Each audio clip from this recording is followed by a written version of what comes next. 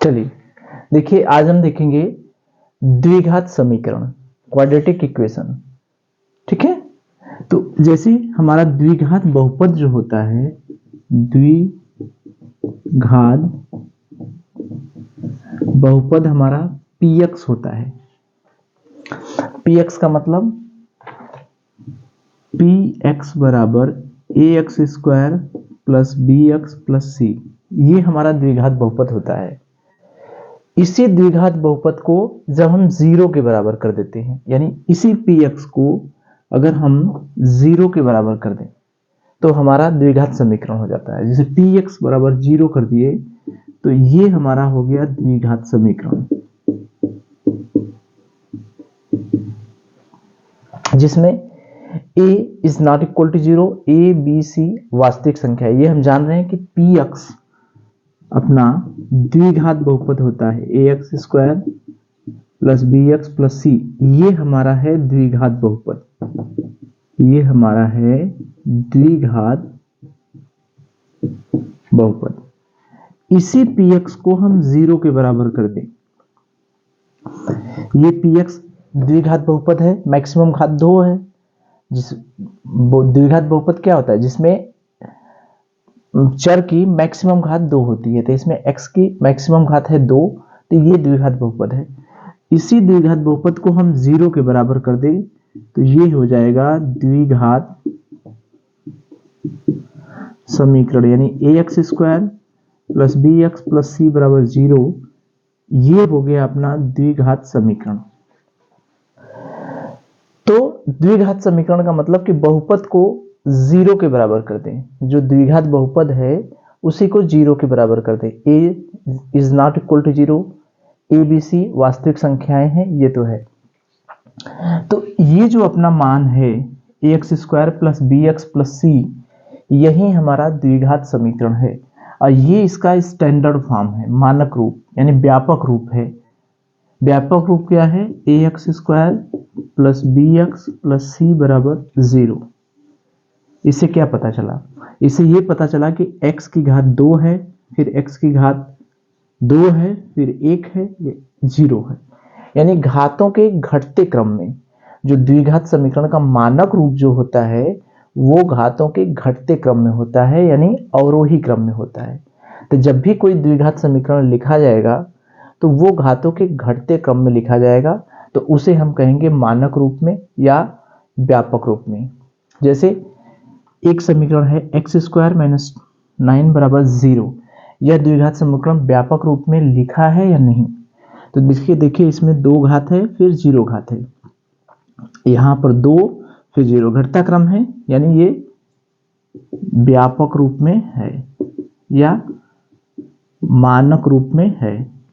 ये यहां पर 2 घात, यहां पर 1 घात, यहां पर 0 घात, 12 का मतलब कि 12 बराबर 12 गुणे 1, 12 गुणे x की घाते 0, x की घाते 0 की वैल्यू क्या होती है 1, तो ये हो गया 2 घात 1 घात 0 घात, ये भी मानक रूप में है। अगर इसी को हम लिखते 7x plus x square plus 12, ऐसे लिखते तो यहां पर देखिए 1 घात 2 घात 0 घात, यह मानक रूप में नहीं है, यानी द्विघात समीकरण का यह मानक रूप में नहीं लिख। क्यों? क्योंकि इसमें 1 घात है पहले, फिर 2 घात है, 0 घात है। तो द्विघात समीकरण का व्यापक रूप लिखने के लिए हमें घातों को घटते क्रम में लिखना पड़ेगा, पहले ज्यादा फिर कम फिर उससे कम। जैसे यहां पर क्या है 2 घात है, फिर 1 घात है 0, ये मानक रूप में है। लेकिन ऐसे लिख दिया तो ये नहीं है, ऐसे लिख दिया 7x plus 12 plus x square, ये देखिए यहां पर 1 घात, यहां पर 0 घात, यहां पर 2 घात, ये भी घटते क्रम में नहीं है, तो ये भी मानक रूप में नहीं है। तो एक प्रश्न आता है कि चेक करने को, कि चेक करिए कि द्विघात समीकरण के स्टैंडर्ड रूप में है या नहीं, नहीं है तो उसको मानक रूप में लिखिए। तो मानक रूप में लिखने के लिए हम क्या करते हैं, घातों को घटते क्रम में लिख देते हैं, सबसे अधिक घात, फिर उससे कम, फिर उससे कम। ठीक है, चलिए चलिए तो देखिए कुछ सवाल हमारे पास हैं, हम इसको मानक रूप में लिखना, मानक या व्यापक रूप में लिखते हैं। अभी हमने देखा कि मानक या व्यापक रूप का लिखने का मतलब, मानक या व्यापक रूप मतलब घातों का घटता क्रम। कैसे? ax square plus bx plus c बराबर 0, इस तरह से। बराबर के उस साइड में 0 है, यानी बाएं साइड में 0 है, और ये दाएं साइड में हमारे दाएं साइड में 0 है और बाएं साइड में x का घटता क्रम है, 2 घात 1 घात 0 घात। तो बराबर के एक साइड में 0 रहेगा, एक साइड में इधर घातों का घटता क्रम रहेगा। ये है घातों का घटता क्रम, घातों का घटता क्रम, और ये है 0। तो घातों का घटता क्रम रहना चाहिए और 0 रहना चाहिए। तो ये देखिए यहां पर कैसे है, यहां पर 1 घात है, यहां पर 2 घात है, यहां पर 0 घात, x की घात 1 है, x की घात 2 है, x की घात 0 है। तो क्रम तो सही है नहीं, पहले किसको करेंगे? 2 घात वाले को। तो व्यापक रूप में लिखेंगे तो माइनस 3x स्क्वायर को पहले करेंगे 2 घात वाले को, फिर 1 घात वाले को करेंगे, प्लस 4x करेंगे, फिर 0 घात वाले को, प्लस 2 बराबर 0। ये यहां पर 1 घात है, 2 घात है, 0 घात है। तो पहले 2 घात वाले को करेंगे, फिर 1 घात वाले को, फिर 0 घात वाले को। ये देखिए यहां पर निगेटिव है, ये प्लस है। वैसे ये भी सही है, लेकिन और अच्छा लिखने के लिए इसको अगर हम पॉजिटिव बना दें, तो पॉजिटिव बनाने के सब में माइनस से गुणा कर दें। तो माइनस से गुणा कर देंगे, ऋण से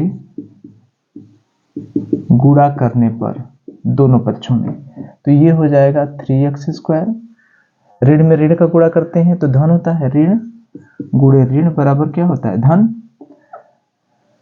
और ये ऋण में धन का गुणा करेंगे, ऋण विपरीत रहेगा तो माइनस, समान रहेगा तो पॉजिटिव। ये माइनस 4x माइनस 2 बराबर 0। ये हो गया व्यापक रूप। 4x minus 3x square plus 2 बराबर 0। यहां पर देख लिए 1 घात है, यहां पर 2 घात है, यहां पर 0 घात है। तो सबसे ज्यादा वाला घात यानी 2 घात, 2 घात 1 घात फिर 0 घात।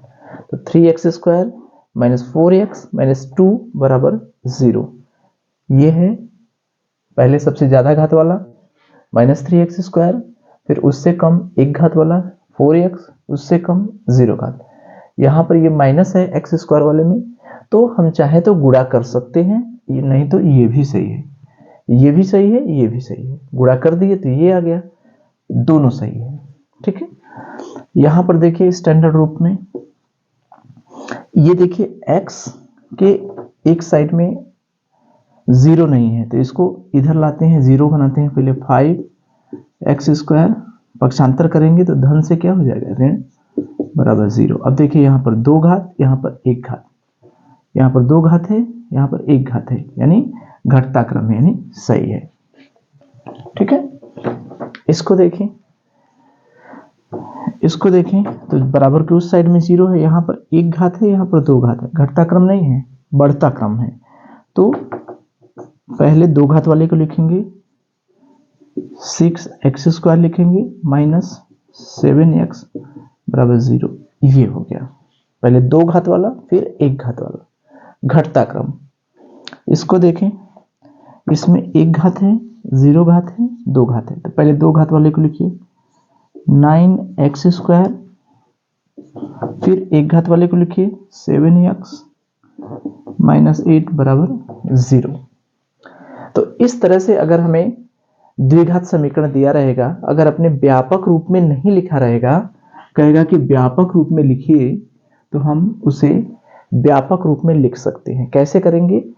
घातों को घटते क्रम में लिख देंगे। अगर एक बराबर के इस साइड में है, एक बराबर के उस साइड में है, तो सबको बराबर के एक साइड में लाएंगे बराबर के दूसरे साइड में 0 कर देंगे, घातों का घटता क्रम कर देंगे, अगर कहीं निगेटिव है तो उसे पॉजिटिव बना देंगे माइनस से गुणा करके। जैसे यहाँ पर निगेटिव है तो निगेटिव से गुणा कर दिए तो ये पॉजिटिव बन गया।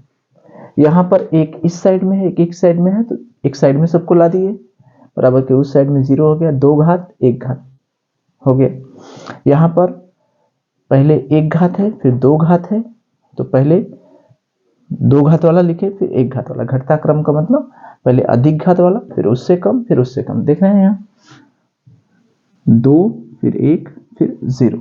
तो यही मानक रूप में लिखने का मतलब यही है कि घातों का घटता क्रम सबसे पहले सबसे अधिक घात वाला फिर उससे कम और बराबर के उस साइड में 0। तो इस तरह से कोई समीकरण दिया रहेगा तो उसे हम मानक रूप में लिख सकते हैं।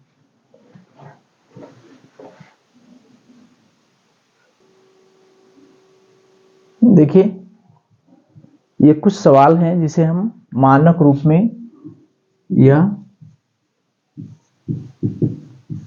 व्यापक रूप में लिखेंगे, ठीक है। अब यहां पर देखिए इसको कैसे लिखेंगे। यहां पर 1 घात है 2 घात है 0 घात है, तो पहले किसको लगेंगे 2 घात वाले को। 6x² प्लस है फिर 1 घात वाले को प्लस 9x फिर -1 बराबर 0। ये हो गया 2 घात फिर 1 घात फिर 0 घात।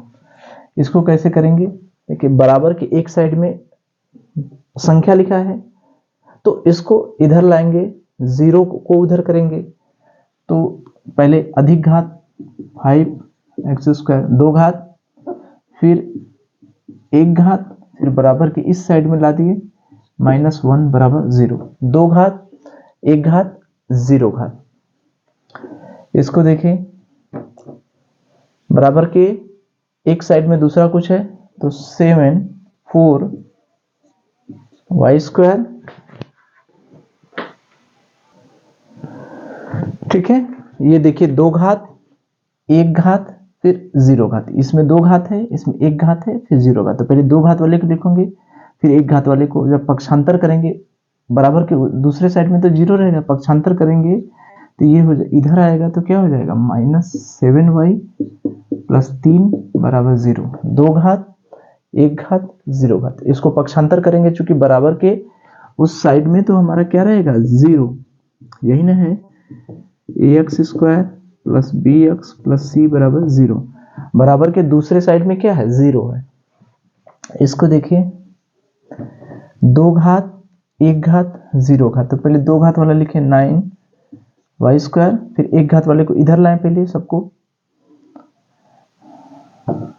-6y plus 1। ये धन है तो इधर आएगा तो ऋण आ जाएगा, हो जाएगा, ऋण है तो धन हो जाएगा।